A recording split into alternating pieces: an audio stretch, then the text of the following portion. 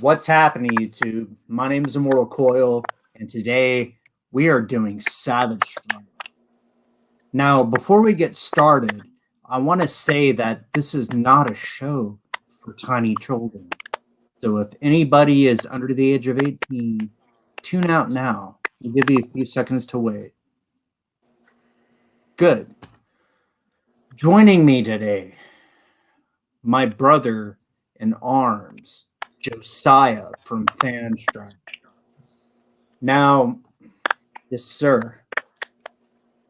Yes, sir. Thor incarnate. Before I get started, I want to say that way back when I first had my first, feelings of wanting to do YouTube, your guys' channel, Fanstrike, was one of the first things that I saw. You guys hit upon a couple of nerves that I think were in the back of their throats, but they didn't quite know how to articulate it. So what got you started and where have you been? Well, what initially got us started, we were doing what we do actually for kind of a long time anyway, but we're just doing it amongst ourselves. But finally, after seeing, oh, there we go, Elijah's joining us. But finally, after seeing Star Wars The Last Jedi, we were so upset, not just by how awful the movie was and stuff, but by how many people were so fooled, like they trick themselves into thinking that they like it and tell you it's great and all that stuff. And we just got tired of explaining to people over and over and over again why the movie sucked from an objective point of view. When not like, oh, I just didn't like it, but like the things that are actually wrong with it, the things that don't make sense. And so it was Elijah that called me and said, what if we just made a YouTube video explaining our position about it? Because then when people ask, instead of going into this huge long explanation again, we can just be like, here, watch this, and send them a link. Now this is actually 4 or 5 years ago. Like, it's not a new thing. 2018. So that's something that I want to have sink into everybody's cerebrum, is that this is not a new fucking channel. It's not like I saw them last week and decided, hey, let's have somebody else on. Like, you guys were one of the people that at the same time that I saw Mauler and that I saw Geeks and Gamers, like, you were there. You know, I think actually your Last Jedi video might have been the thing that put me on to you. And we talked in a different arena back then. So how did you come across it then? Instagram. Did you share it or did you see it naturally? Instagram. Yeah, I had a different name back then. I think I recall that. Yeah, so a lot of people don't know this, but Fanstrike exists upon a broad spectrum. And one of the things they do is they put out every video they had upon different platforms. So I first found them on Instagram. I had a channel called JMB 1911. Yep. Yeah, because we're all Second Amendment enthusiasts. Oh, yeah. If you don't know, we live in the United States of America where it's still legal to do that.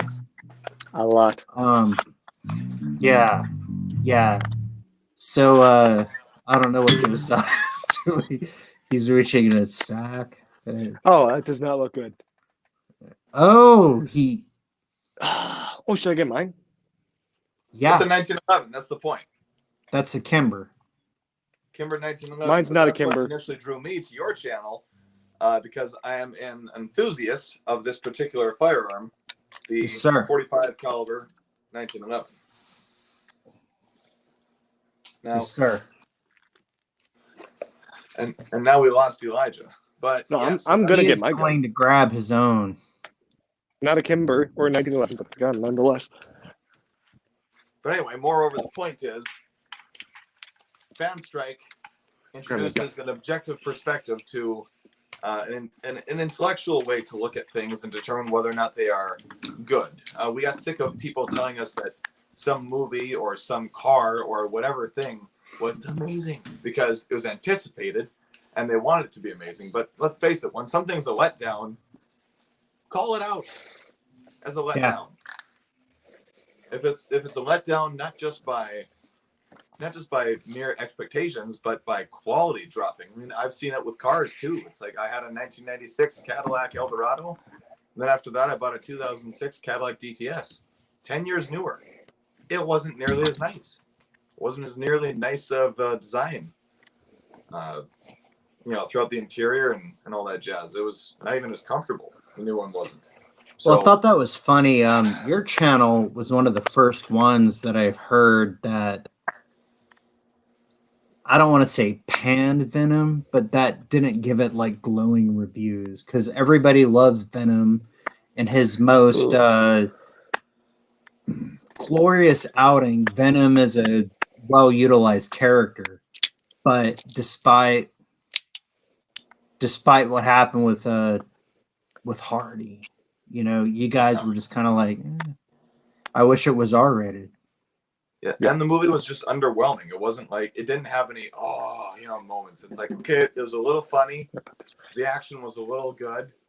Everything was just a little. It didn't leave an impression. It's very forgettable. And had plenty of strikes, believe me. So what is your guys' process? How do you review a movie? How do you decide what are the strikes? What are the likes? And well, in the very beginning, when Elijah told me about this idea, sorry, Eli, I didn't mean to cut you off. When Elijah told me about this idea, I said, we can do this under one condition. And I said, everything has to be objectively viewed and has to be factually based, because nobody gives a rat's behind about our mere opinions. They don't care. And that's why we make it clear too. It's like, we don't care, for example, with The Last Jedi, if you loved this movie and it's your favorite one of the whole series, it doesn't change the things that we're saying. It doesn't change the facts that we're presenting. And so when you total all those things up, it's like, find out if the movie is actually well done or not. I don't give a rip if you like it. So we go through the movie, we watch it, sometimes with pen and notepads, but usually not even. The Last Jedi, we had no intentions of reviewing it. We went to see the movie, and everything in it burned into our brains permanently in a way that we all probably wish we could forget. Is that right? Oh, yes. So it makes me wonder, like, was it Elijah or was it you that came up with the impetus for the channel? Did we lose Josiah? Sorry, had a phone call. You gotta shut that up now. Tell your people I not keep to getting call. text messages. You're busy right now. Okay, no. Oh, He got another call, didn't he? Okay, well, I I'll think he take over did. that part. Yeah. The initial inspiration for the idea of doing a video, we didn't necessarily plan on doing a whole channel, but I had an idea of how Episode 9 could fix The Last Jedi and make it completely irrelevant. And I thought, hey, we should do a video explaining this so I don't have to type out a big long paragraph and comment to every Star Wars page out there. So we can just send them a link and say, here's everything that's wrong with the movie. There you are. Now I'm in the middle. All right, now that's great. We're playing musical chairs. Can you hear me? It's a sandwich. All right, so the question you're asking, was it me or Elijah that went?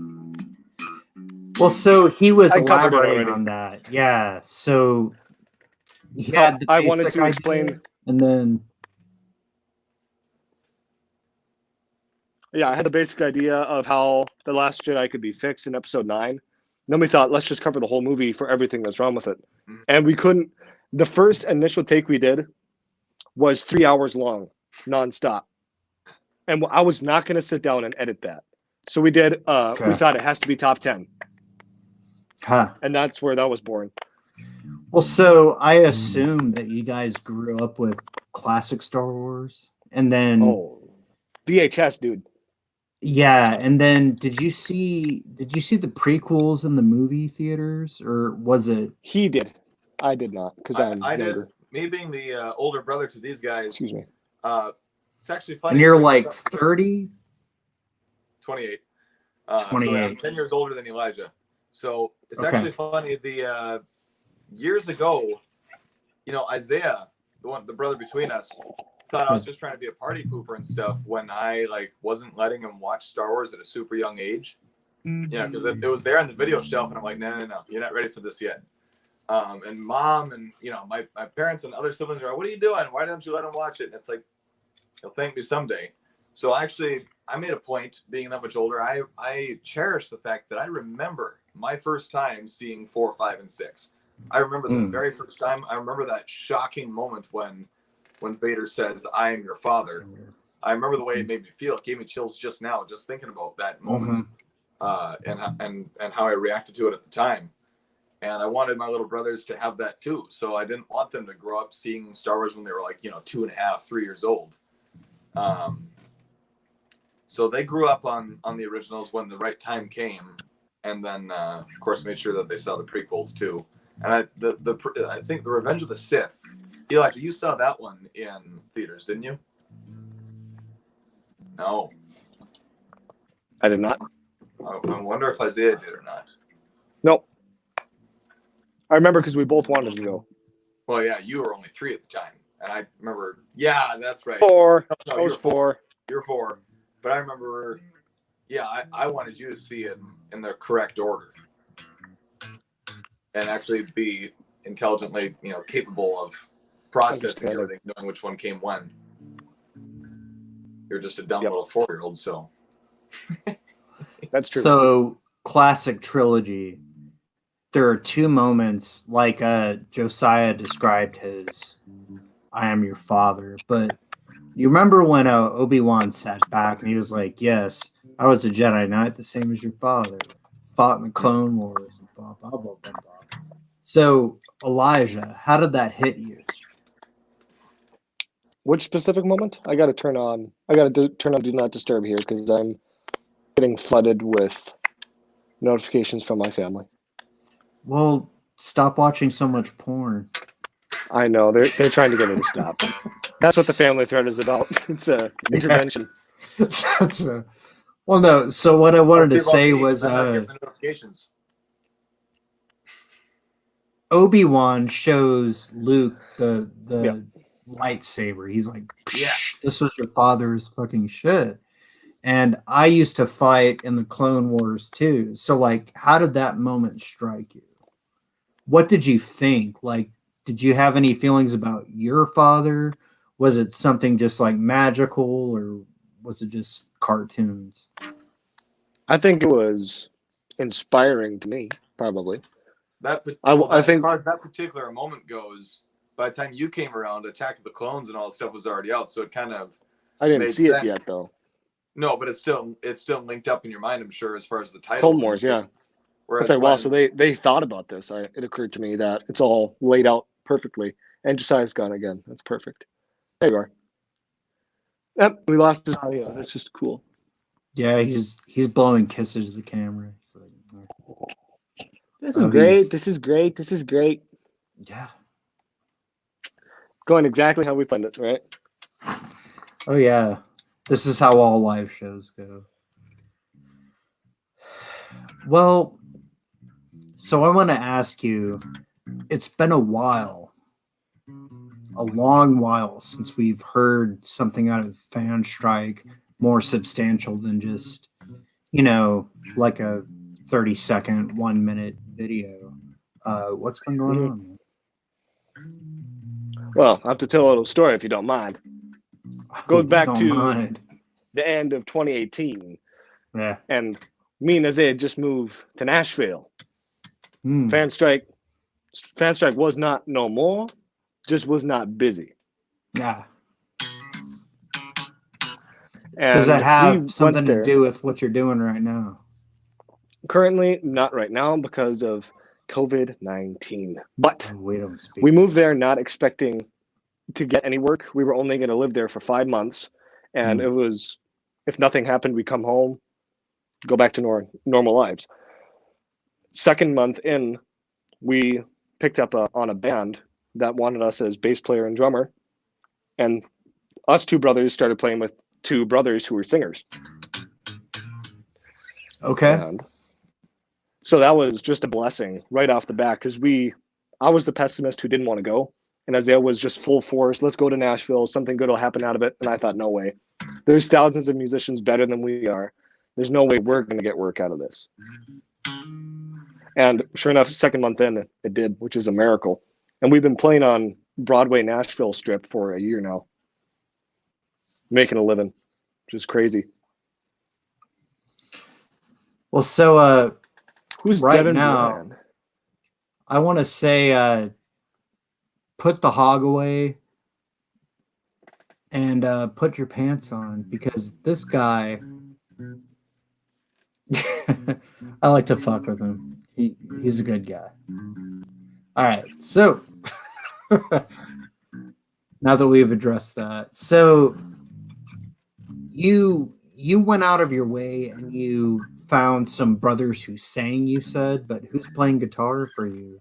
You're playing bass. Your brother Isaiah plays drums. So, oh, you do both. Okay. No, I don't. I absolutely do not play bass. You know, you're tapping your strap while you're, yeah. That's the basic of what I no, but our guitar player, we play for the brothers we play for. The brothers we play for are the Mantz brothers, Mantz, and we play on Nashville Broadway, and our guitar player is a man named Luke Riley Wade. And this is no ordinary guitar player, I assure you. This is a jazz doctorate. Okay. So he's doing a lot of fancy, like flat sevenths and I don't know, ninths, 11ths, if those are even a thing. I know they're a thing. He surely knows, but no, I can't follow. I try to follow.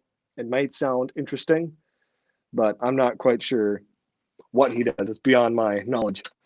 But when you play with somebody for a year, your minds kind of sync up, whether you have that theory knowledge or not. So I would not want to be playing with anybody else in the whole world than the band I'm in right now. It's just been great. Well, that's good to hear. So we have to be careful about how we say this, because we can't say the actual name of the disease, if you know what I'm saying. Did I say it? I think I said it. And I'll slap you across the face with my wang later. But what I want to say, what I want to say is that you were once gainfully employed, but then you had to step back and just woodshed. Yes, which I'm going to say straightforward, and right now, it's all BS.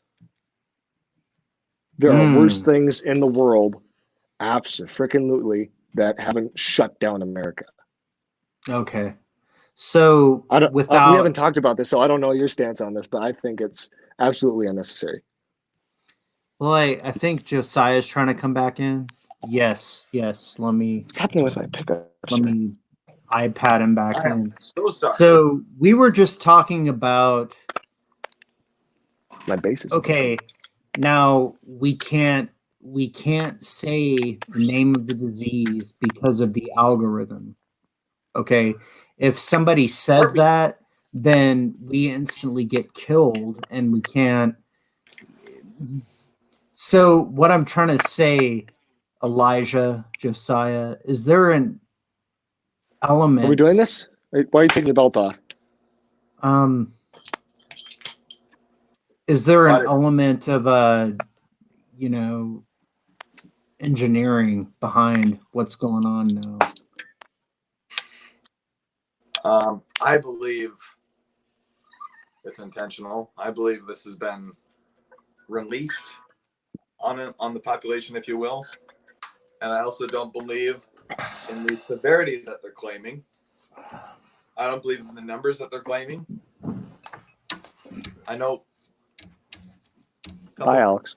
people who have been affected by it, and came out on the other side unafraid. Yes. Do we all have amps? I'm amped up. But to finish the question, though, I believe that this is all angling towards the opportunity for martial law, as they are presenting one at a time all these little things under the guise of it being for our safety, taking away our little freedoms. Just like seatbelts, for example, helmet laws, all these little things where it's like, oh, it's for your safety, it's for your safety. And if we don't push back against that, we don't push back when it's for our safety, let's take it a little further. How about this? You can't go to work between these hours of the day. And if you work in this area, you have to stay home. See how that goes. Yeah. Is anybody listening to me? I am. Oh, I'm man, somebody else is practicing my playing major skill. I'm talking to you.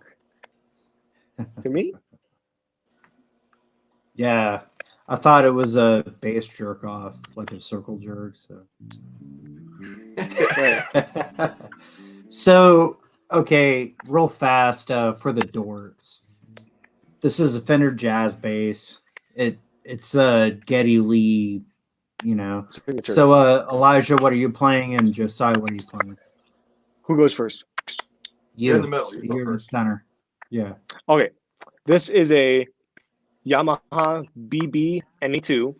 The NE stands for Nathan East, which is both me and Josiah's personal favorite bass player. So this one is like made to his liking. And he's black. And it shows. The ebony fretboard. And it's I showed Alex the back earlier, but it's like one piece. Yeah. It's beautiful. No, you've got It's a got battery gold hardware. pack. Yeah. Yeah. Active pickups. Now let's get to the other jazz bass. I am playing an American Fender Deluxe jazz bass, 2007. It was actually the only bass guitar I've ever purchased because I grew up playing my older brother's American Fender P bass, a 1979 model, classic, antique. I can show it. Now. And oh yeah, it's there. That's right. And so I picked up this baby, which I've just got that pearl white. It's not the greatest lighting though, but anyway, I looked at it and it was I fell for it right away at the Guitar Center in Roseville, Minnesota, because it just screamed like Cadillac glass to me. But of course, I also had to play it and determine that it is the best of both worlds for everything I was wanting in my purchase that day. It's got the front jack. Now we're all playing Fenders here. This is cool. Play this. What you doing here? A gun is always freaking loaded. Don't you know that? I got Colts here, baby. I will shoot my own camera, believe me. Don't shoot me with your own gun. Oh. Shoot. You want to see it. I can't. Gotta make sure I don't pull that trigger. This got out of hand. It's Literally. okay. We're professionals. See? It didn't fire. All right. So this is Guitars and guns. Guys, this is our older brother's P bass that Josiah was just talking about. The one you learned on, Si.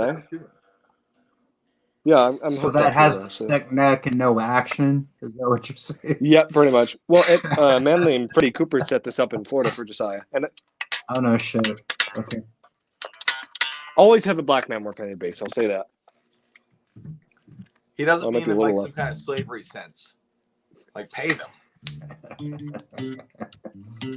Ugh. I am saying a lot of things. Cool thing about this one is it's weird because the strings are so close to the pick guard, so it's weird for slapping. But that's what I grew up on. That's what felt Right, natural. Mm-hmm. Fish sniffing. I suppose there's a delay. Otherwise, we could jam to something here. I know. It's like that would have been cool if only. The triple Let's bass test harmony. the delay. Si, let's test the delay. 1, 2, Wait, 3, what do we play? 4, 1. No, I'm just testing the delay. Oh. Tap with me if it's on time or not. No, you're like on the other side of the beat. Well, that blows. It's not gonna work. We'll just count it off. 1, 2, 3, go. In what key are we doing? I thought we were tapping. Do you want to No, tap? my shit's out of tune, man. Are we tapping or no? Are we?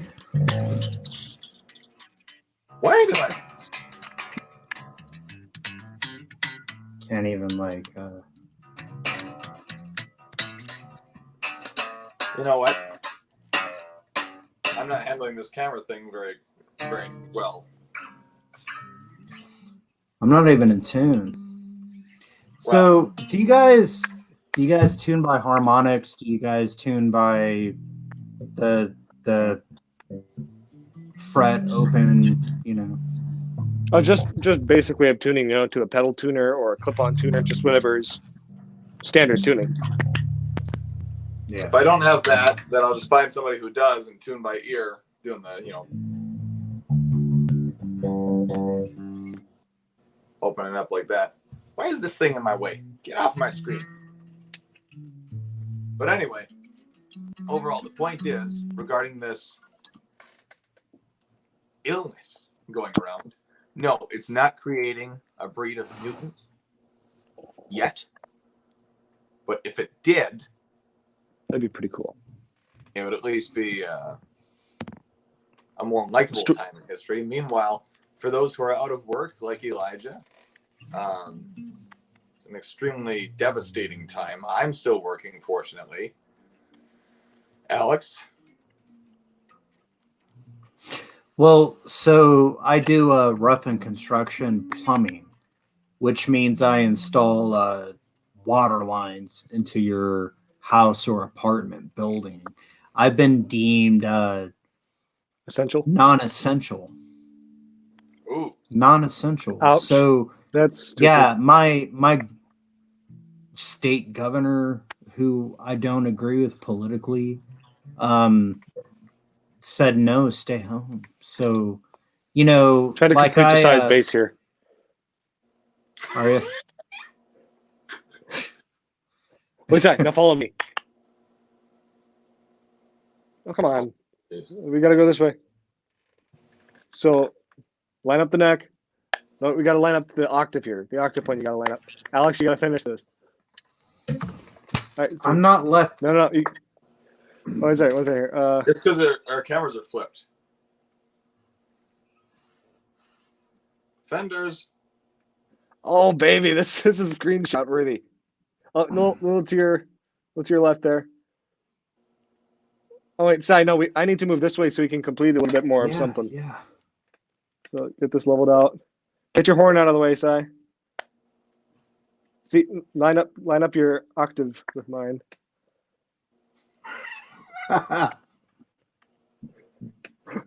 Oh, Si, you got to get further away.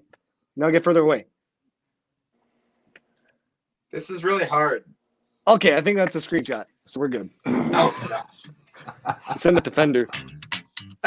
Yeah, this is the custom model. This is the Savage Strike custom. Yes. You got really dark there. Oh, there you are. 3 bases in one. 3. Neck and half body of a 79. Full neck of a Jazz Back 2003. on point, though, regarding this situation. Can I lip say it? The more and more time goes by, the more I'm convinced that this isn't a serious threat and that it's all about government overreach and control. As much as I will openly say I trust our president, because he's pretty opposed to all this takeover stuff and wants things back to normal ASAP. Meanwhile, I'm told that the other side of the party is aiming to use this for ammo for their next impeachment claim. Okay. Aye. All because I believe they know that they can't win 2020 with the absent-minded professor, Mr. Joe Alzheimer's Biden. He is a fucking child molester.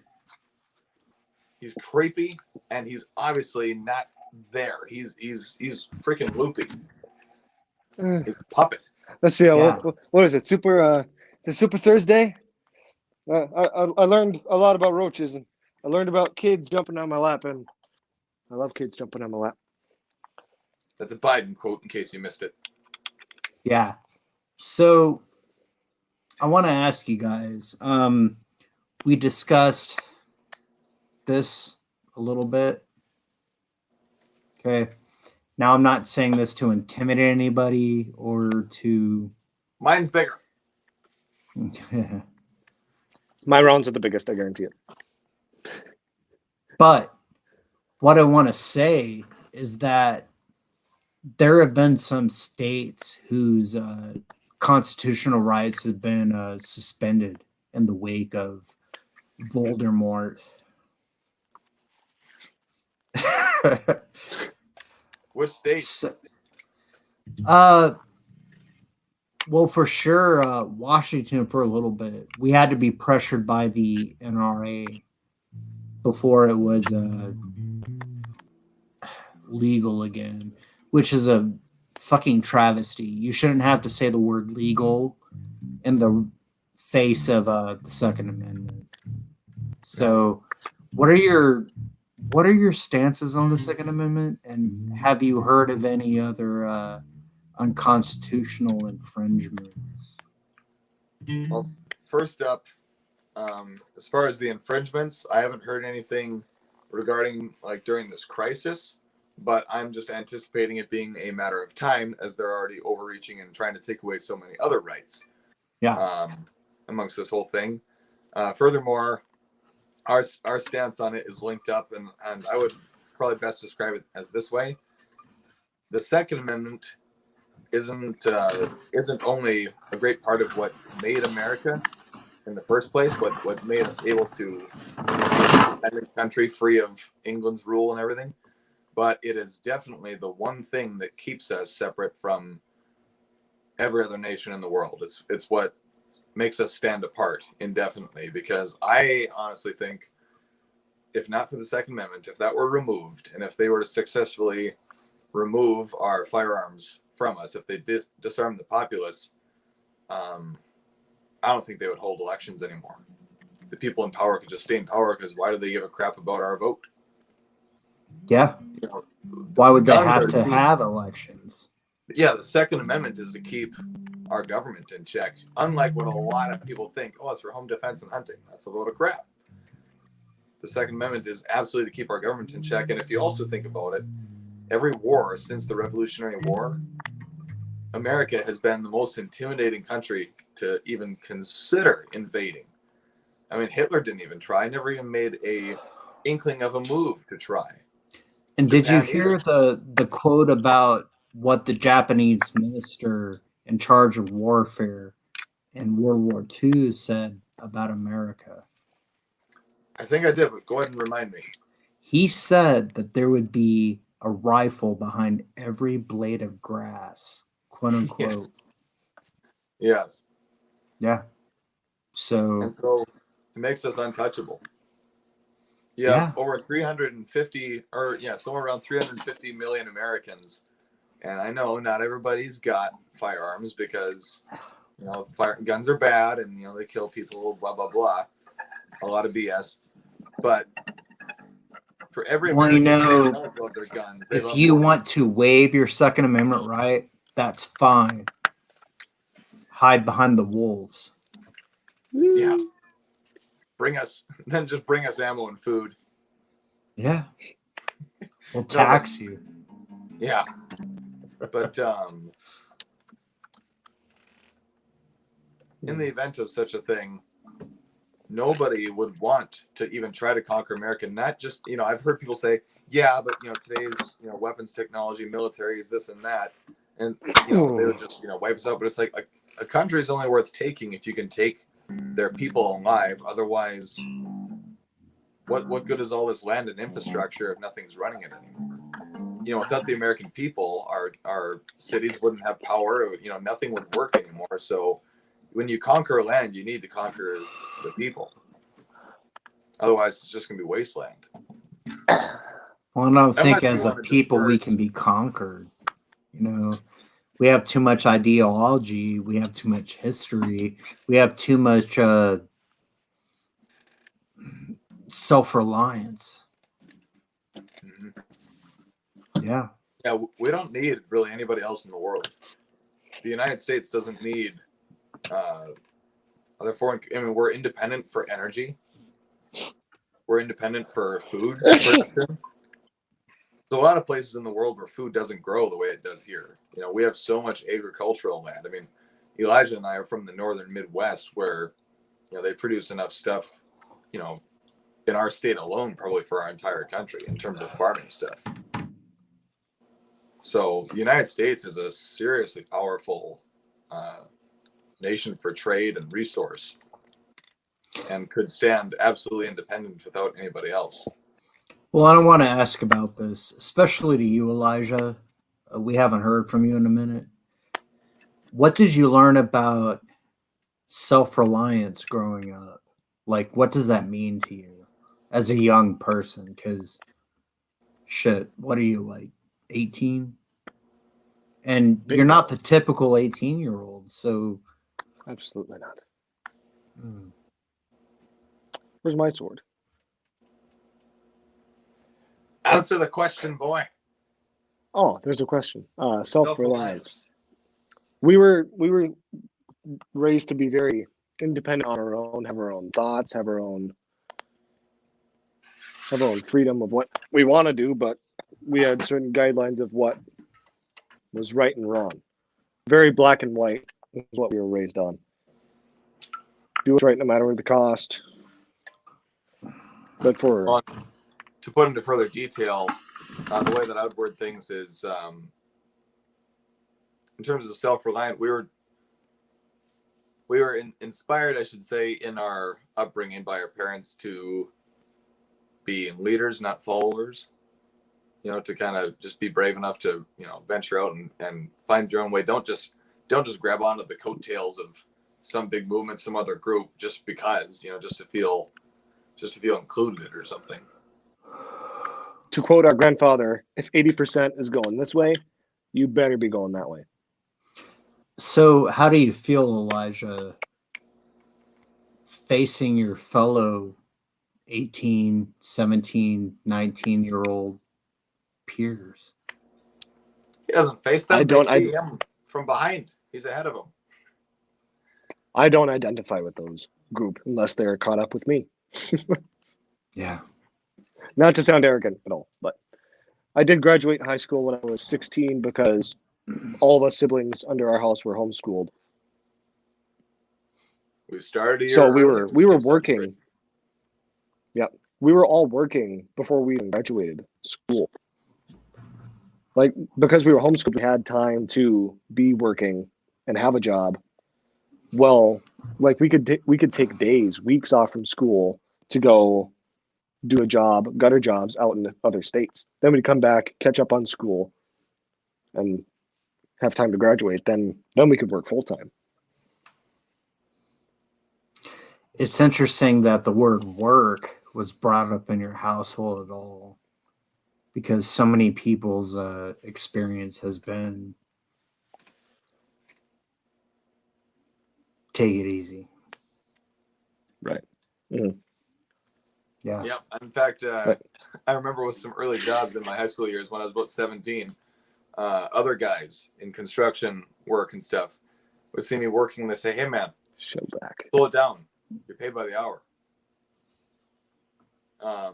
And I remember just thinking to myself, I kept it under my breath, but I was trying not to ruffle too many feathers, but I just wanted to say, like, yeah, remind me not to hire you when I have my own company. Which I now do. Yeah. So, what stops people from being independent, enterprising individuals? So, you're under the age of 30, but you're successful. You're out there, man of your own hand, And I can say the same for you, Elijah, just, in a different way. It's definitely more lonely lifestyle. People don't maybe connect with you as much and all the same compared to when you're one of the guys. Everyone's got jobs of similar stature and all that stuff. Yeah. I think most business owners would probably tell you that they would spend a lot of time alone, and unless you include time with maybe their staff or something. But in terms of like friendship and stuff, the business owner lifestyle and schedule and everything really does set you apart from most other people.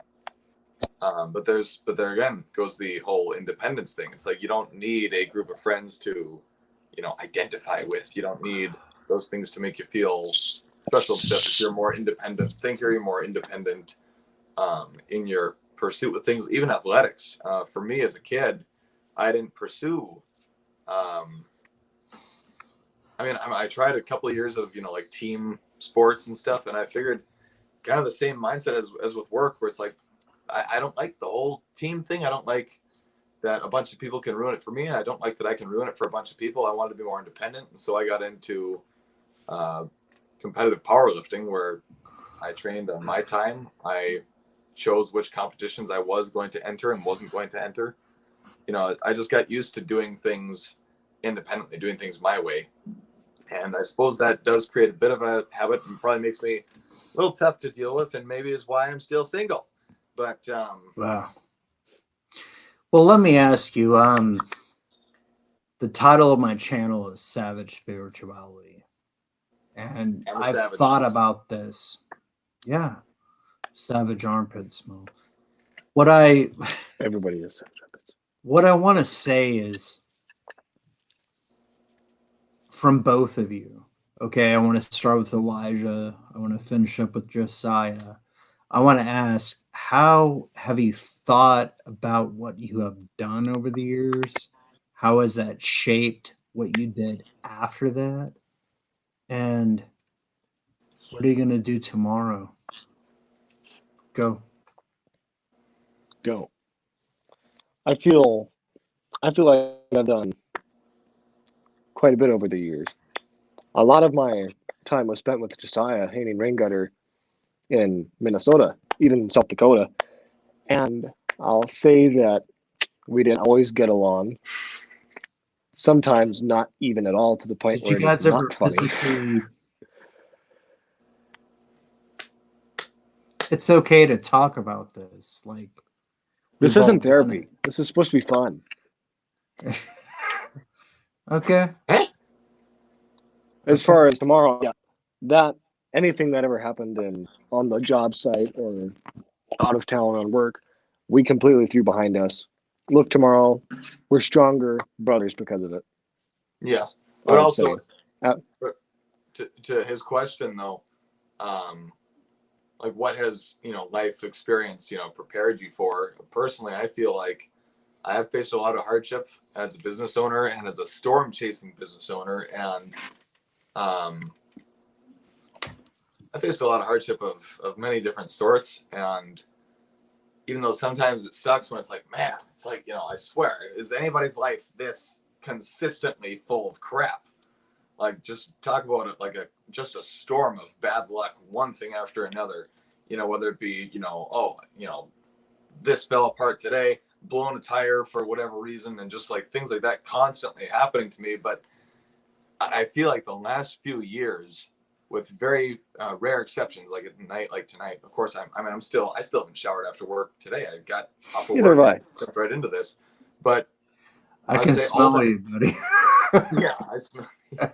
But all that constant work has reminded me of one thing, to say the least, which is someday when I am caught up, someday when I finally win at this battle I've engaged myself in,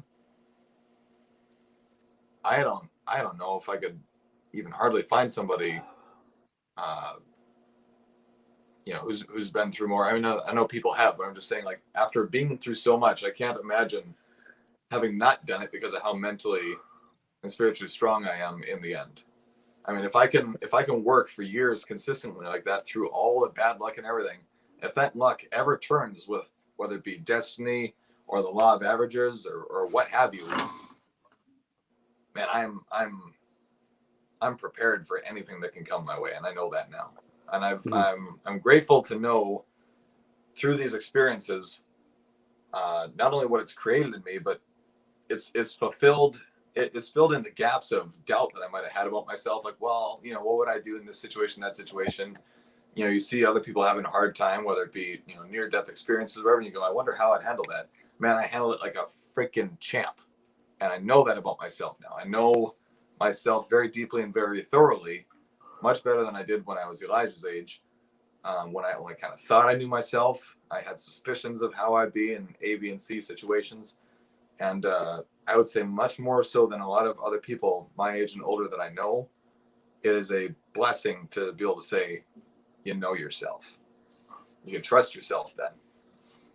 Okay, so have either of you had that moment where you're crying up to the heavens and you felt inspired? Yes. Yes. I've had those moments where I just pull over the truck, whatever, and just actually look up at the sky and the stars and just sit there completely silent for 10-15 minutes and contemplate my life, what I want from it and stuff, and try to figure out what's been going so wrong, that things feel so wrong and things feel so tough. But I've definitely had those moments of clarity where you feel like you've seen those when people decorate their ceiling with all the little glow in the dark things. You can't see it with the light on, right? So there's been times in my life where I even described this to people. A new epiphany, a new revelation I had, where it's like if you're looking at the ceiling, all you see is that bright, blinding light. But suddenly you pop that light bulb and you see everything that was already there. Everything that was there right in front of you the whole time, but you were blinded by looking at the wrong thing. And once you get rid of that obstacle, it's amazing what you can just be shown. Okay. Everything that's already there, even when it comes to your own skills, your own abilities, your own intelligence, your own faith, whatever it is, it can just be, blocked by something. It can be, mucked up. It's like having a bad fuel filter in your vehicle, and you think your truck is just slow, and it sucks. But you just gotta clean things out. Okay. What is the thing that you think, Elijah, that blocks you, and how do you overcome that? What blocks me? Physically, mentally, Spiritually. spiritually. What's the thing that's getting in your way? How do you get over that? It could be fear. It could be It's definitely not fear. anxiety. It's probably myself. Yeah. My own what I feel like my own limits are. Maybe I don't dare enough to try something new or venture forth. And once it's like moving to Nashville, I absolutely did not want to go. I almost stayed home when Isaiah moved down. And sure enough, he trusted God enough to go down there and find work. And I was on the pessimistic side saying, we are never going to find work. There are thousands of musicians better than both you and I. We're never going to get any work down there. We got there and things happened just like that. And from musicians down there who are working, they say it almost never happens like that. There's people down there for 4, 5, 6 years who never get any work. So I think can I ask guys both this without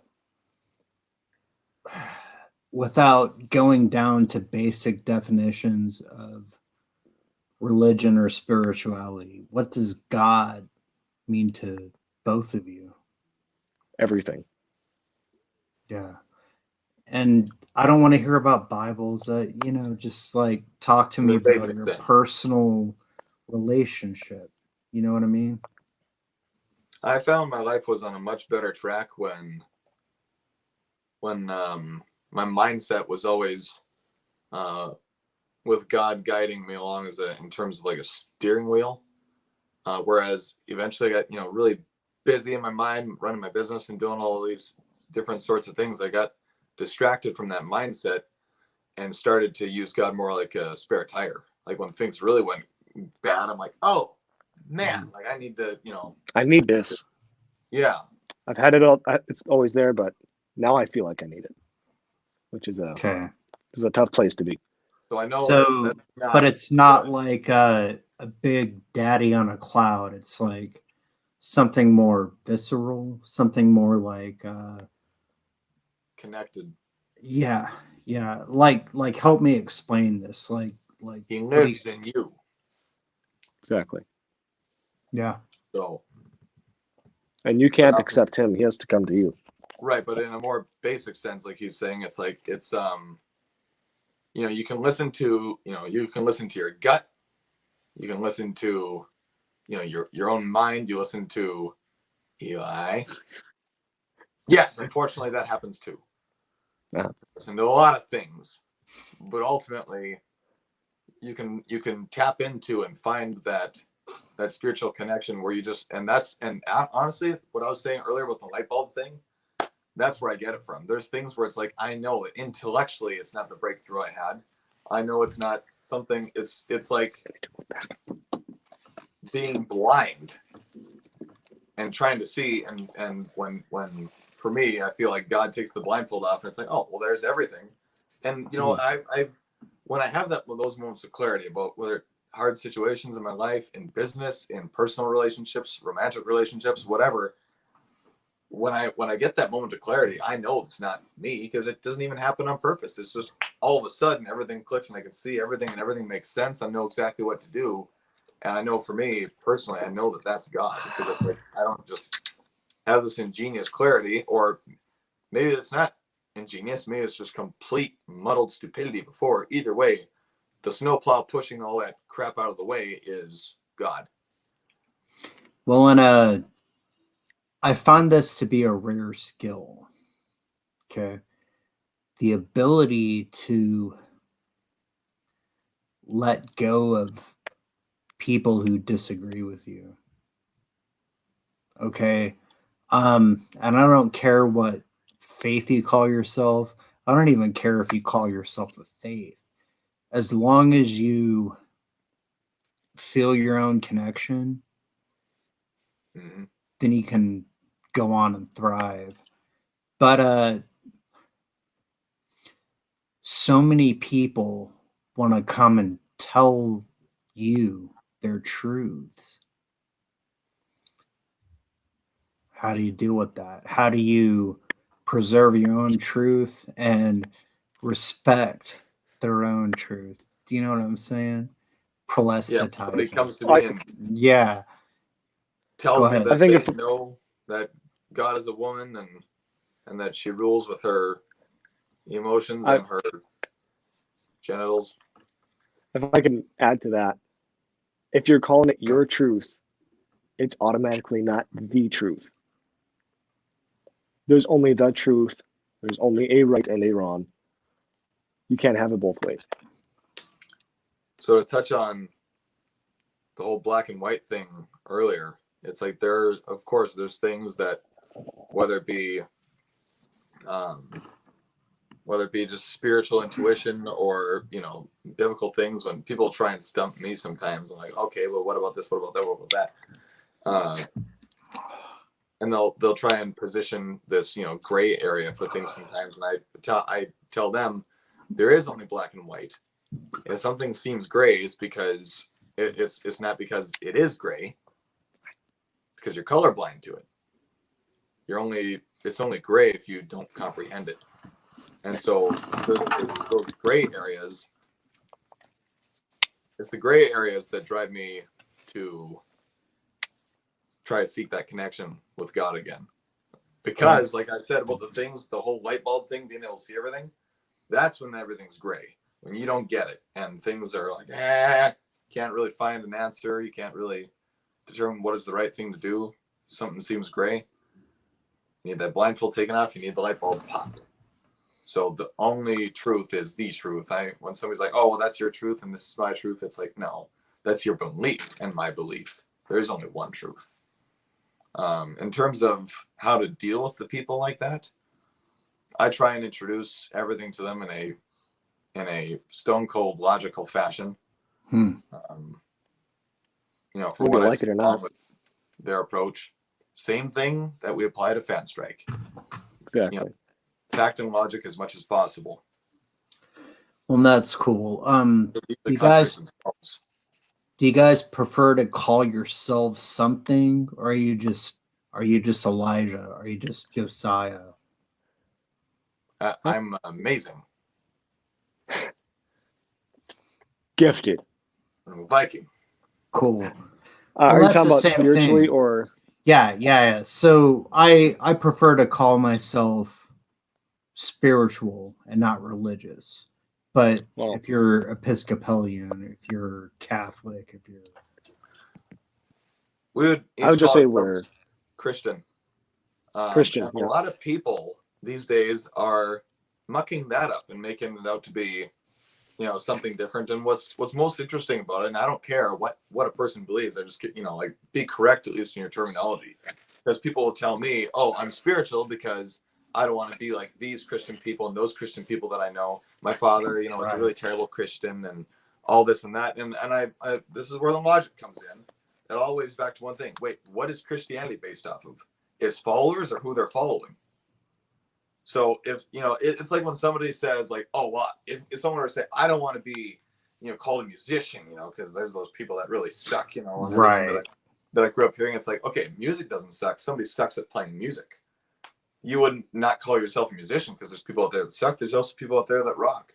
So when it comes to, well, I don't want to call myself a Christian. I've dated girls that didn't want to call themselves Christians because, you know, one parent or the other was a bad Christian or whatever. And I'm like, if you decide to follow Christianity, if that's what you believe in, the only Christian you should be following is Jesus Christ. Hence Christianity. You see the logic there. It's like, all right, well, don't do as your father did. Don't base Christianity off your parents or something. You base it off of Christ, Christianity. It's a very literal term. So the only example of Christianity, the only example there ever was of Christianity, it wasn't my parents, it wasn't my grandparents, it wasn't this guy on TV or the farting preacher or whoever. It was Jesus Christ himself. Okay. And if you, aside from, no, I don't even want to say. Same logic would apply to a Buddhist. No, what I'm trying to say is like if okay, let's say it like this. If you had 5 questions, 5 that you could ask to Yeshua Christos, what would you say to him? When you coming back?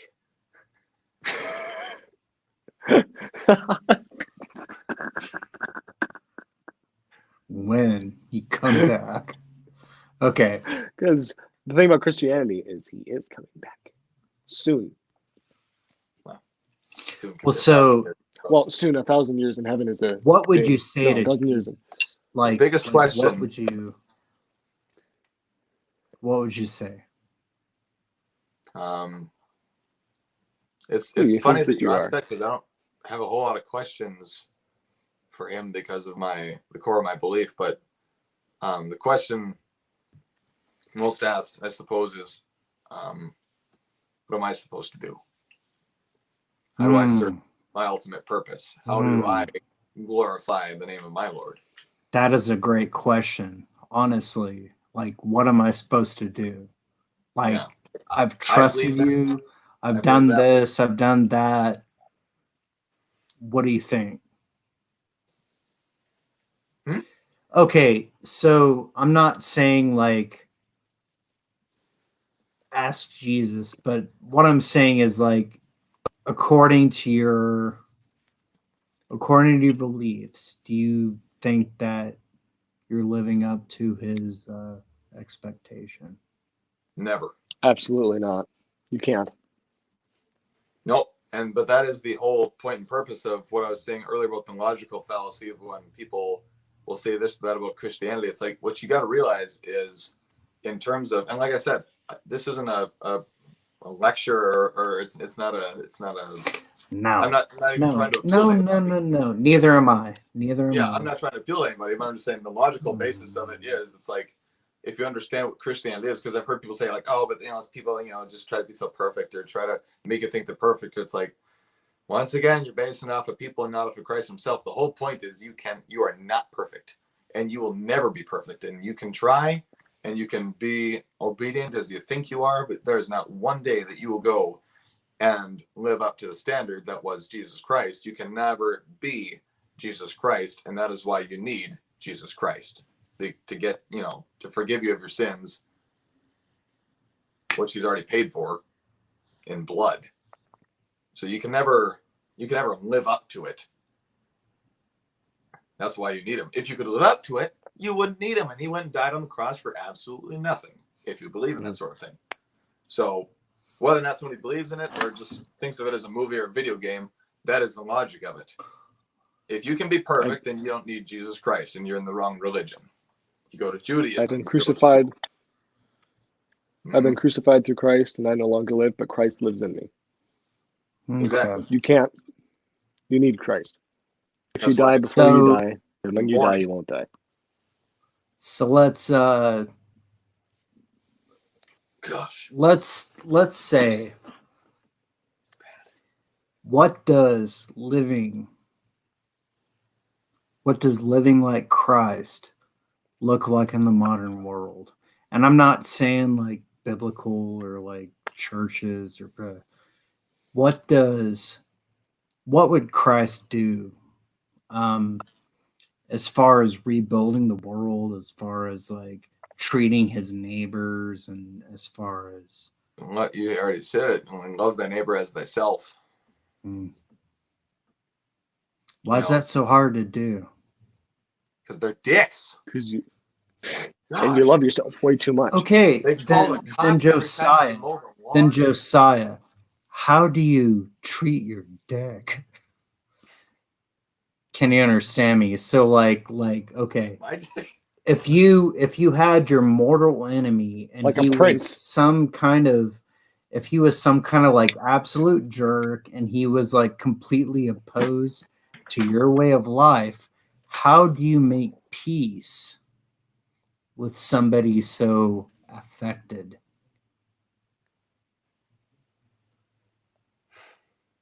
In your most philosophical idea, and you're not on pressure. How to make peace with my enemy? Yeah. Well, how do you? Yeah. What goes around comes around, for one. So treat others how you want to be treated. Yes, and so the logic of that too is, even as an enemy, what I want. And by the way, that is why, and this is extremely controversial today, I do not want. We exist to be controversial, don't we? Well, I don't want women on the battlefield. And I know a lot of feminists would go, oh, why? You think I can't be as tough as you? And all that jazz. And it's like, actually, it's out of concern for my enemy. Because it's already bad enough that we're going to have to kill each other off, so to speak. I think my phone's dying. I'm just going to plug it in. But no, and that's fine. Soldiers already come back with PTSD and all that stuff. I personally don't want my enemy putting women on the battlefield for me to kill. Okay.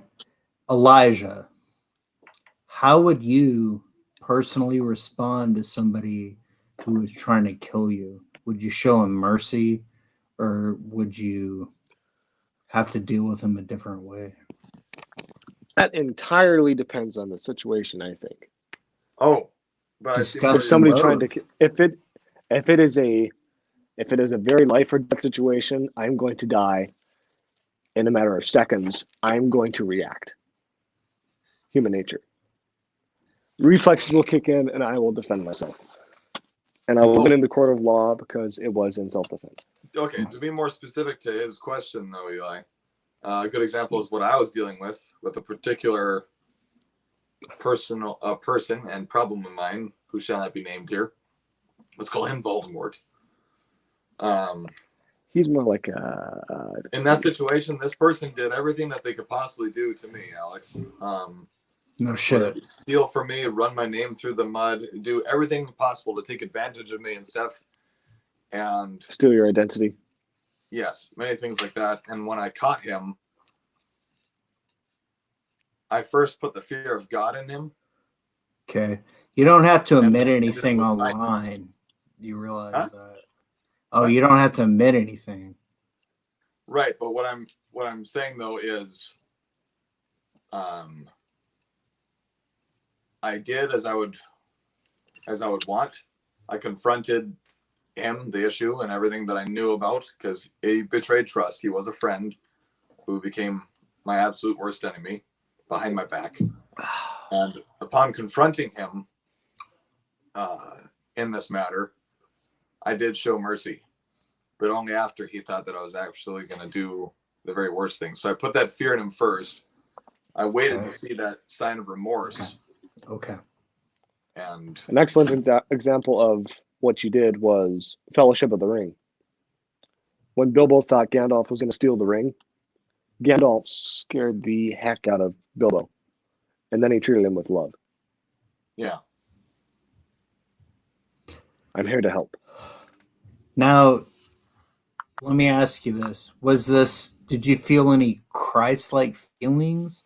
Or was this just your, like, searching in the fucking moment? I was tempted in the moment to do horrible things. Okay. Things that he definitely deserved. Things that were definitely justified, probably almost even in a court of law, considering the crimes committed against me.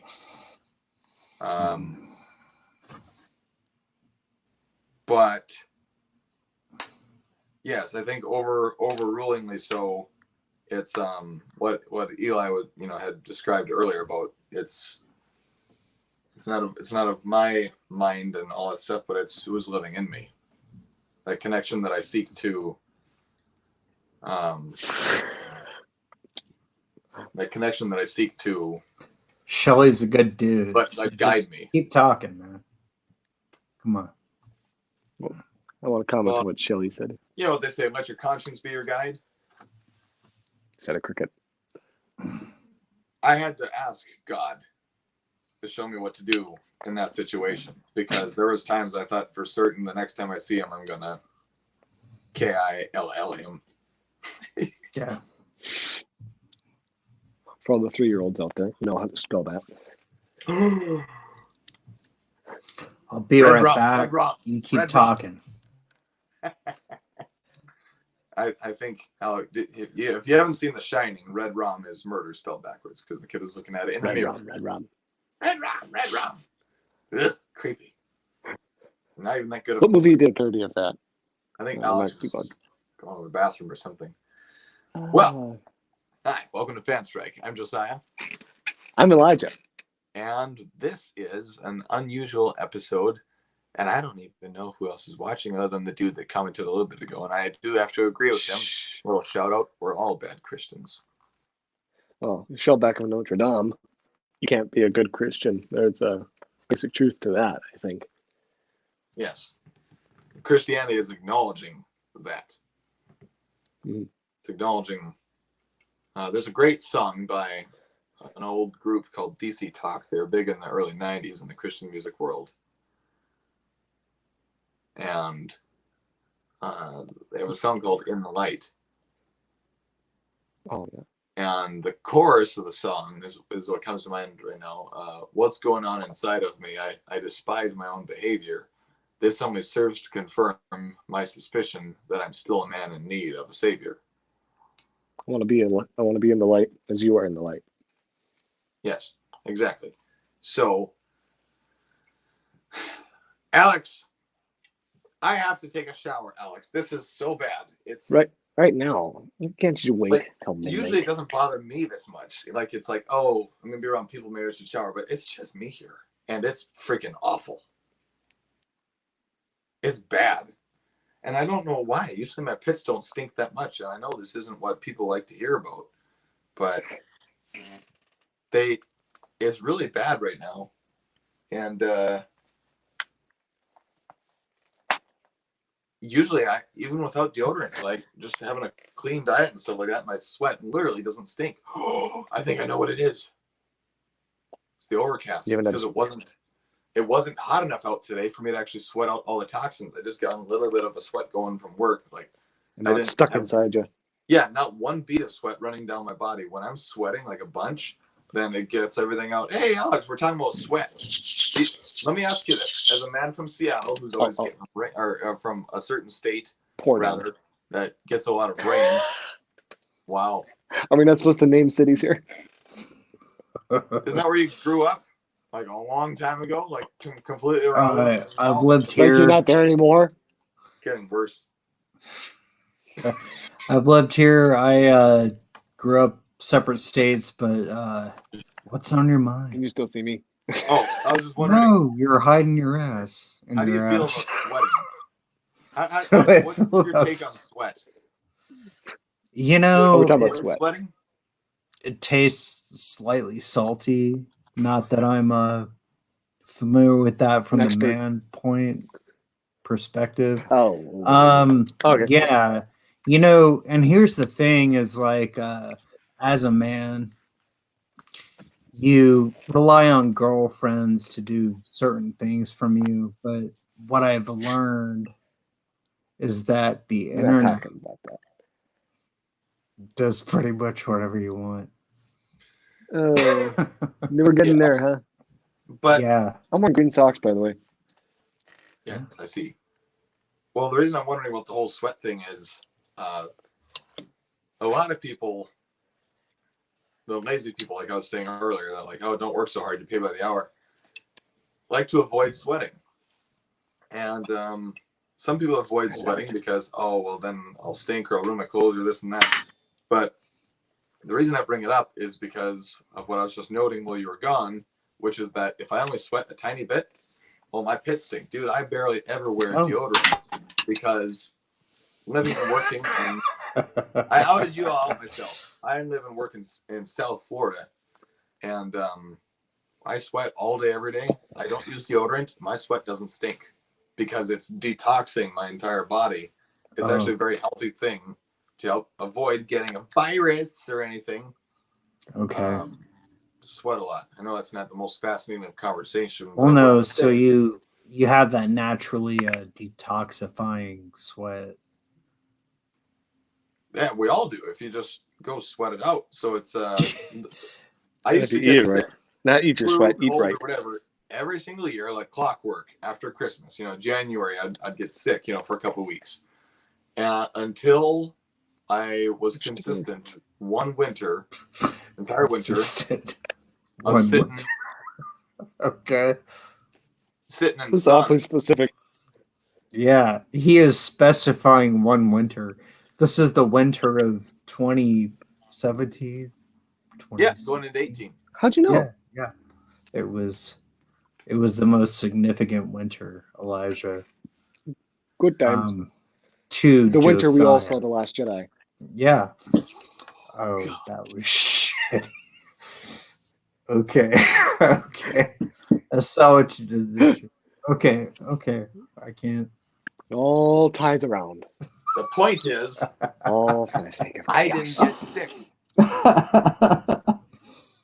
until I saw The Last Jedi. Right. True. That plays in my mind in a completely different way.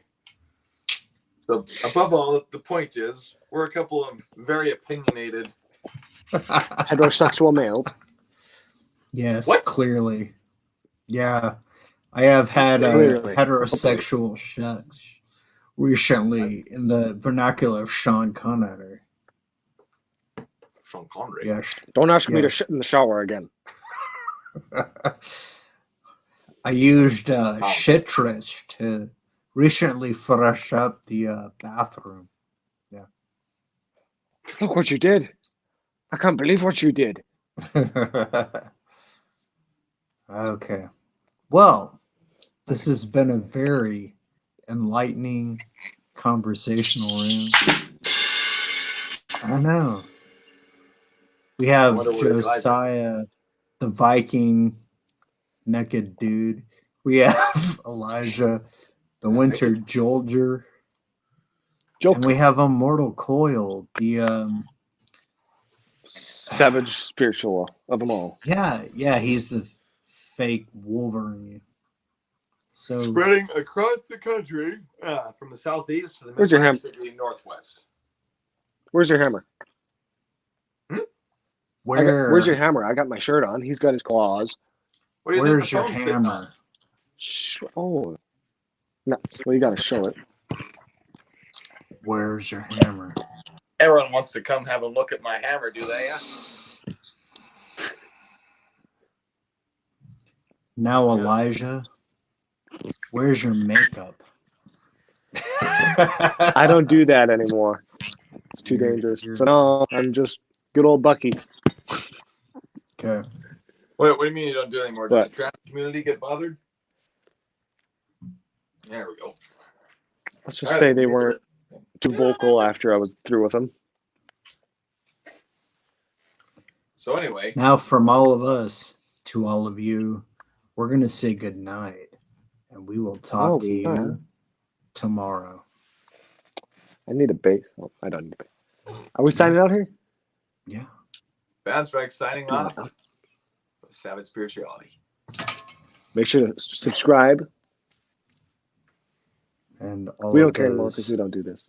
beautiful things. So, you know, we're just pop, pow, pop, pop, pow. Oh wait, I'm still got That's not the right one. It's my Colts. I don't have any Colts in here. I'm disappointed. Testosterone. No, we're awake. Well, I better call Levi back. Levi tried to join us. Well, he's not Fun. fucking family ready, is he? We'll have to do it all over Dude, again. I'm trying Fun to fact for those. I do not trust this live. Are we live on his YouTube channel without him? Hi, welcome to Fanstrike. I'm Elijah. That's Josiah. I'm Josiah. And That's Levi was supposed to be here. Oh, okay, fine. But for those of you who are familiar with Fanstrike or will be familiar with Fanstrike in the future, this is the exact spot where I'm sitting, where you will see a table and a green screen behind me. You'll see me first. Well, yeah. Sitting exactly where you're supposed to be sitting right now.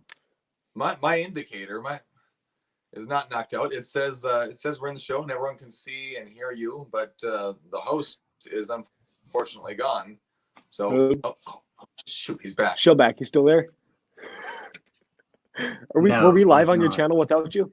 No. So what happened was I thought that I was broadcasting behind the scenes and thinking that we were just being jackasses, but I know that we're jackasses anyway. So the world might as well know. So yeah, we're behind the jackass. Which one? You. I'm in the middle. Yeah. Sorry. So are we done or what happened? All right. Yeah, we're done. We're bullshitting now. So this is okay. This is still fun. We were bullshitting the whole time. I know. For an hour and 18 minutes up to this point. Yeah. Can I go shower now? Don't take us in the shower with you, but why not? He can turn his avatar on. Be yourself. It would be loud though. I go lift weights now. With weights, you have weights. Oh, you have a crowbar. Yeah.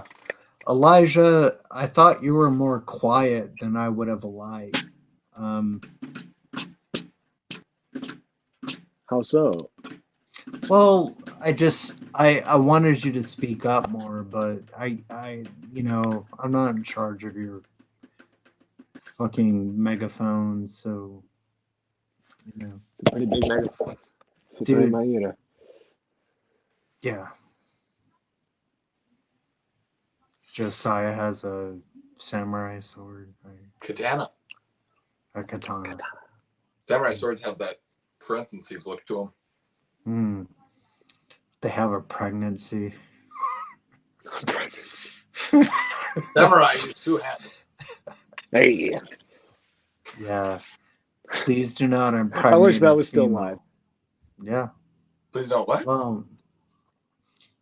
So I try to go about an hour and a half. I don't know what Josiah is doing. He is adjusting his pants. You stop that right now. Stop that. I can't believe I didn't do this during the live stream. Is this what it actually looks like on the YouTube channel? Yes. Yeah, over here too. Oh yeah, dude. I'm Alex, done. I know it's adamantium and all, but this is still gonna hurt. I don't want me to do it. Yeah. Wait, shit. hold. Are we gonna fight? Wait a minute here. Wait, no. Are we gonna fight? You gotta move past me here. No, my gun's too dark. Dude, I'm... Turn your light on. This should have been on the... Turn it back on for like 3 seconds. Ting, ting, ting, Dude, ting. legit. Can you go live again for like just 5 seconds of us like going back and forth here? No, we can't go live. That's it. You should have blown your wad when we could. 3, 2, 1. That's a Kimba. Oh, that was. I'm not gonna lie, that was sketchy. I retracted that kind of faster than usual. No, and look, like I'm totally darkened. Like there's that not no.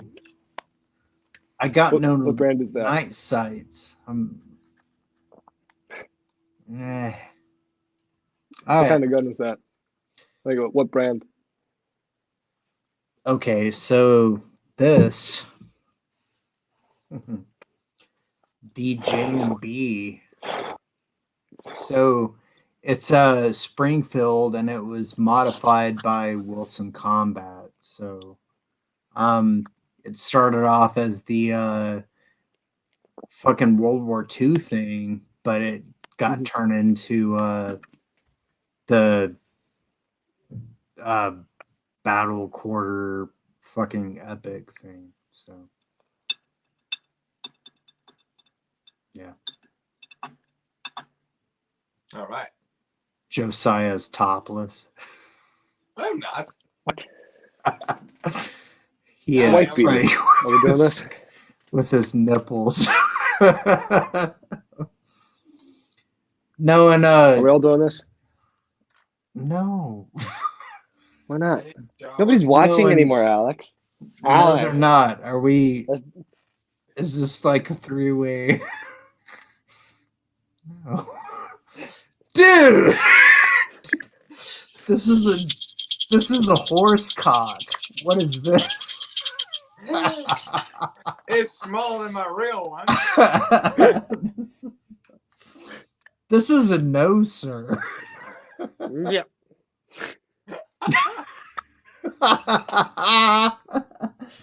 We're gonna hold a drumstick. It better be a turkey leg. It's You got knobs and tuners and everything. No. I've got extra down tuners. Drop Yeah. D. Go to drop D. Lars, you go to drop D. Yeah, happens when I let go of this. Oh, I didn't make There's a noise. bomb. Get down in the shelter. Ooh. Get down. Put that cookie down. You don't have no information. on the Go floor. get down. It's in the shelter. It's a bomb. Get down. I actually did fall. Remember, the phone fell. Oh, did you?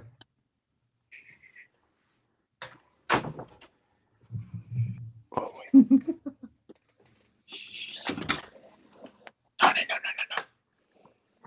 Where's my belt? Everybody's Did I put it in taking the off ski holster or not? You got I'm putting them some back on. So, well, look, like Josiah has been shredding. Like I'm thick. Like I can pull off some muscular shit, some strain. But Josiah has been doing some I don't know what he's pissing right now. Jesus Christ. Is he? What? No. Oi, oi, oh. Are we in the clear here? Are we not going to see anything? Do you want to see the we're creature? still on the YouTube channel. No, we're not. Our broadcast has ended. Josiah. I was trying to trick him. For the sake of April. Do you want to see the creature? I got one for you guys. Well, shit, dude. Yeah.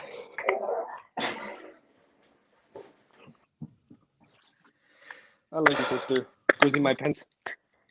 Well, I wonder. So I'm like thick. Like I can do some like muscular shit, but I'm not like shredded. Like you guys are fucking. Well, I'm not big. I'm trying to get big, but no, I don't know. You need some sun, buddy. Josiah is playing with his hairbrush.